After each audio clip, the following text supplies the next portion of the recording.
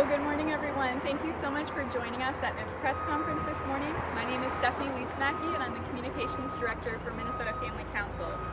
With me today are individuals and spokespersons from diverse organizations and individuals who are urging the Minnesota Department of Education and the School Safety Technical Assistance Council to prevent approval and distribution of the recently proposed toolkit. Away from us. Emily Zenos, please just raise your hand as I call your name. Emily Zenos, member of Ask Me First Minnesota and Hands Across the Aisle Coalition. Tasha Rose, member of Hands Across the Aisle Coalition. Dr. Ross Olsen, retired pediatrician. Barb Anderson, Child Protection League, and Representative Peggy Scott, serving in the Minnesota House of Representatives. Standing with us in opposition to the toolkit are also several distinguished guests: Minnesota senators, representatives, pastors, and parents. We will open up the press conference to questions from members of the media at the end. I will be the only one responding to questions. On May 2nd, a toolkit was proposed to the School Safety Technical Assistance Council for approval and distribution among Minnesota public schools. News of the toolkit's secretive development and the radical anti-privacy contents quickly prompted privacy groups, pro-women groups, pro-family groups, and individuals statewide to begin raising awareness and contacting the Minnesota Department of Education and School Safety Technical Assistance Council to prevent approval and distribution prior to their mid-June meeting. The 29-page document threatens student privacy, safety, and dignity, attempts to erase differences between the sexes, which has a profoundly negative effect on women and girls, and drastically undermines parental authority. Among others, recommendations include mixed-sex access to showers, changing rooms, restrooms, and housing, compelled classmate affirmation of lifestyle choices made by students who identify as transgender, and parents who encourage their children to embrace their biological bodies rather than seek transition could be reported for child neglect or maltreatment. Because of this, the department has already been contacted nearly 2,000 times via email alone, as parents and students recognize how secretively this has been developed and how harmful the contents are. Parents should never have to choose between their child's privacy and their child's education. Parents should never have to choose between their child's privacy and their parental rights. However, this toolkit would demand exactly that. Students who are struggling with biological realities, such as the body they were born with, can and should be extended compassionate accommodations. However, such accommodations can be made without compromising the privacy, safety, and dignity of all students. Alongside thousands of parents, students, we are urging the Minnesota Department of Education and School Safety Technical Assistance Council to abandon the toolkit and instead adopt recommendations, best practices, and policies that ensure the privacy, safety, and dignity of all, because all children matter. Thank you.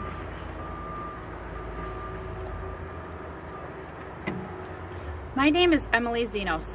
I'm a mother to 7 children in Minnesota schools and a member of Ask Me First Minnesota, which advocates for common sense, pro-privacy solutions that respect the needs of every student. My children attended a Minnesota public school for 13 years, until last year when our school decided to start teaching kids as young as 5 years old that biological sex is changeable. Our school adopted a comprehensive gender inclusion policy that eradicated sex-specific facilities and activities, enforced preferred pronouns, and equated disagreement with bullying. I was told that the only way our school could be safe and supportive was by erasing distinctions between boys and girls at our school. I was also told that parents had no right to know if school bathrooms, locker rooms, and overnight field trip accommodations were being shared by students of the opposite sex. If you've ever had to use a high school locker room after gym class, you know it's an embarrassing situation, even when you're changing with classmates of the same sex. It's infinitely more awkward, and more importantly, it's a violation of privacy when students have to shower or change clothes with a classmate of the opposite sex. We don't make schools safe or supportive by violating student privacy and forcing boys and girls to share their locker rooms, showers, and bathrooms. As a woman and a mother, I'm also concerned about normalizing situations that could easily be harmful. Sexual abuse prevention guidelines explain that it's important to teach children to watch out for circumstances that make them feel uncomfortable. How can I teach my daughter about healthy consent and boundaries when it's perfectly legal for any male-bodied person to expose themselves to her in locker rooms and shower areas? We don't make schools safe or supportive by eroding the common sense boundaries of healthy consent that we've taught our children. The Toolkit to ensure safe and supportive schools for transgender and gender non-conforming students being considered by the Minnesota Department of Education will do anything but ensure safe and supportive schools. In reality, it will pressure every single public school in Minnesota to ignore the valid privacy concerns of students and their parents. As a member of Ask Me First Minnesota, I encourage the Minnesota Department of Education to ask parents first to reject the Toolkit and to seek out common sense solutions that meet the needs of all students. Thank you. Good morning. My name is Tasha Rose Hodges, and I'm a member of Hands Across the Aisle Coalition. The Hands Across the Aisle Coalition is a national group of women who are radical feminists, lesbians, Christians, and conservatives. We are setting aside our ideological differences to stand in solidarity against the redefinition of biological sex as gender identity.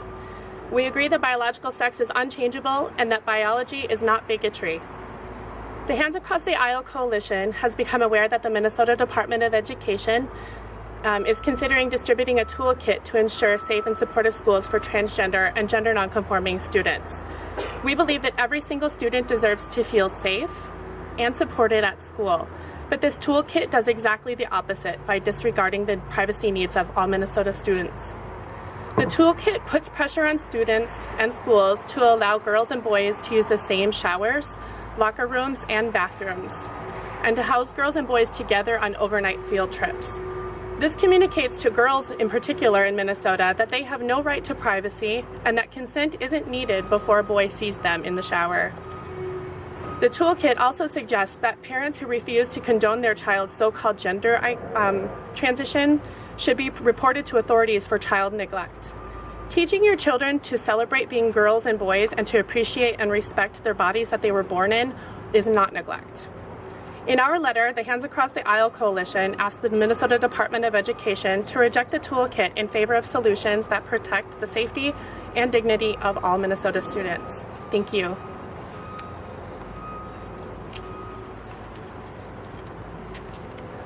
My name is Ross Olsen.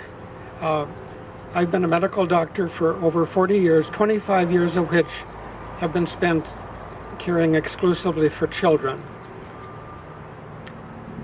Is it possible to harm with the best of motivations? Unfortunately, yes.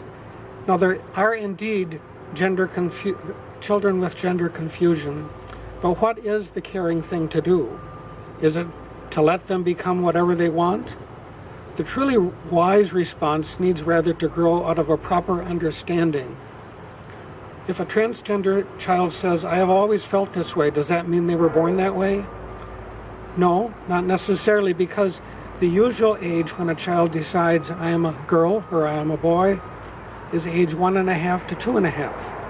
Factors that may have interfered with identification to biologic gender will not be remembered, and yet there are many possibilities.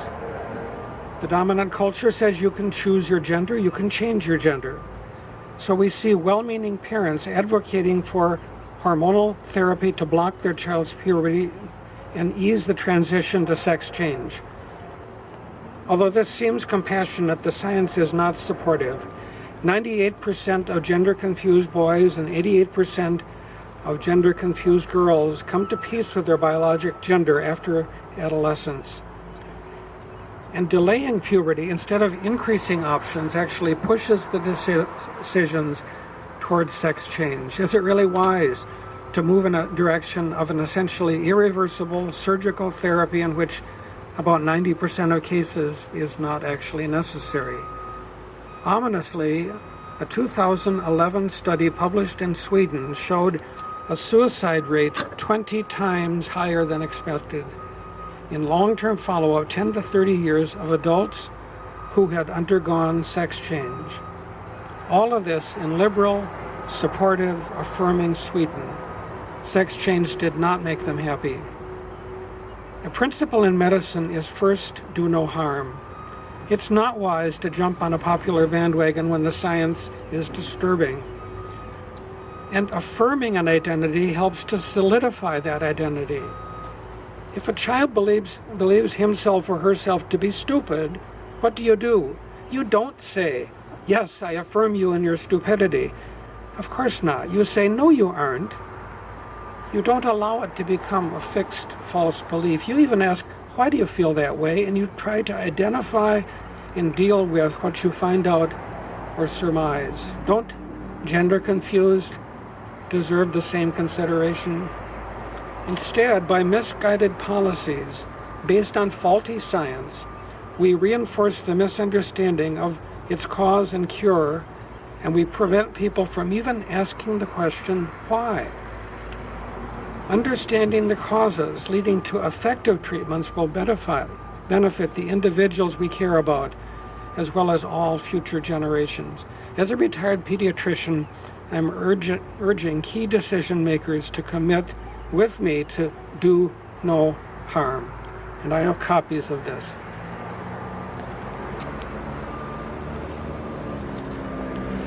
My name is Harvey Anderson, and I'm representing the Child Protection League. As a former Spanish and ESL teacher, I was shocked when I discovered that the Minnesota Department of Education and the School Safety Technical Assistance Center had created such a poorly researched document. This toolkit, much of its content is disconnected from reality. In the introduction, the toolkit states that its goal is to ensure that nothing will hinder a student's ability to achieve their best in the classroom. This toolkit, however, is itself a major hindrance to learning due to its disregard for privacy, safety, and dignity of all students, its radical subject matter, and lack of scientific data. There is no evidence that the ideas and policies promoted in the toolkit are in any way educational or professional best practices, even though it is mentioned 34 times. The toolkit promotes mixed-sex access to private spaces such as showers, restrooms, and locker rooms, confusing pronoun usage, and affirmation of gender ideology fantasies that do not promote a healthy learning environment for all students. Such recommendations cannot be called best practices. Best practice is defined as existing practices that already possess a high level of widely agreed effectiveness. Tried and true strategies that have been tested and have the data to back them up. Where is the data that says it is best practice to have boys and girls shower together and use the same bathrooms? Where is the data that says it is best practice to have boys who think or merely claim they are girls sleep with girls on overnight field trips? Where is the research? There is none. If the toolkit is approved and distributed, schools will be advised to adopt and integrate radical activist recommendations that strip minors of basic rights to privacy, safety, and dignity. This is not acceptable. On page 22 of the toolkit, it suggests using the information in this document, Schools in Transition. They are to use this document to fend off any negative reactions to the toolkit. This guidebook contains biased, inaccurate, and harmful information that has no place in the public schools. Its content is drawn entirely from politically charged organizations with a radical social agenda. Drawing from that document to justify the misguided information in the toolkit thoroughly undermines the credibility of the MDE and does a dangerous disservice to children and to their parents. We urge the Minnesota Department of Education and the School Safety Technical Assistance Council to deny approval and distribution of the toolkit immediately. Good morning, I'm State Representative Peggy Scott. We believe the Department of Education's resources would best serve Minnesota's children by increasing student academic outcomes rather than advancing a progressive social agenda. Many parents are opposed to their children being exposed to confusing ideas of gender identity and fluidity in the classroom at such young ages. We are concerned about how the messages presented in the Toolkit will impact Minnesota's children and believe these discussions are best held between parents and their children. Additionally, the work group that established the guidelines within the Toolkit lacked public transparency and diversity of input.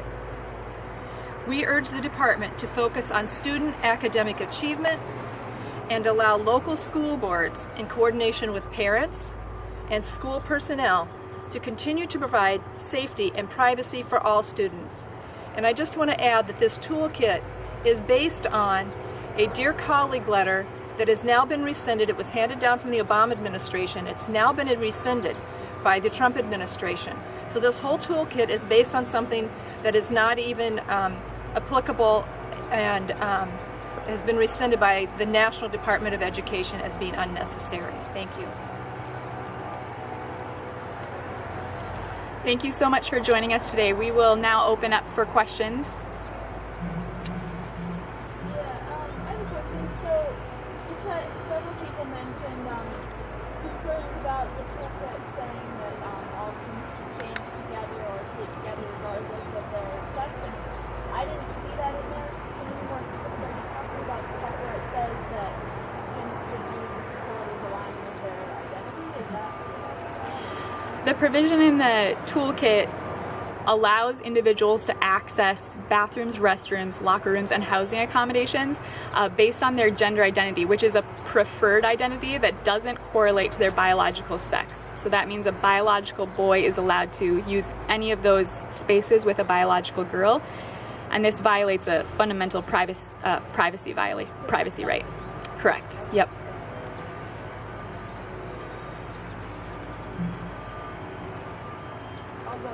Sure. Okay. You said prefer recommendations that would ensure privacy. So, in more specific about that, what should schools do if students who don't identify as their biological sex? Should they have to use the facilities? Some of the best practices recommended by some national groups involve single-user accommodations that don't in any way compromise the safety, dignity, and privacy of any student. It treats every student, including individuals who are struggling with their biological realities. It provides them a space that's built to meet their biological needs. And so that would apply for all four of those categories: restrooms, locker rooms, showers, and housing.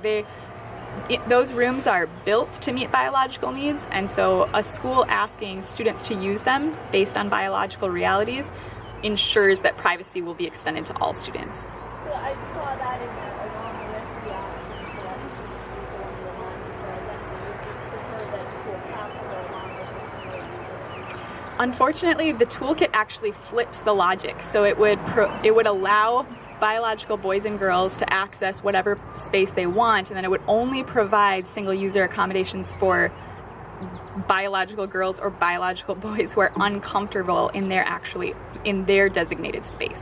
So it wouldn't provide the accommodations to, we want the accommodation to be for anyone who's uncomfortable in these biological distinctions.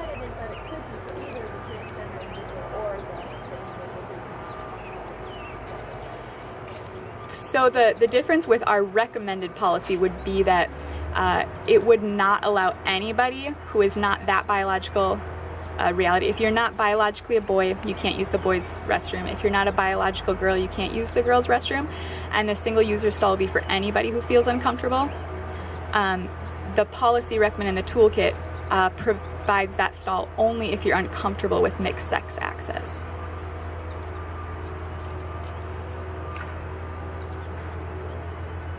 Any other questions? Thank you so much for joining us this afternoon. We'll be around for a little bit if you have any other questions, and hope you have a great day.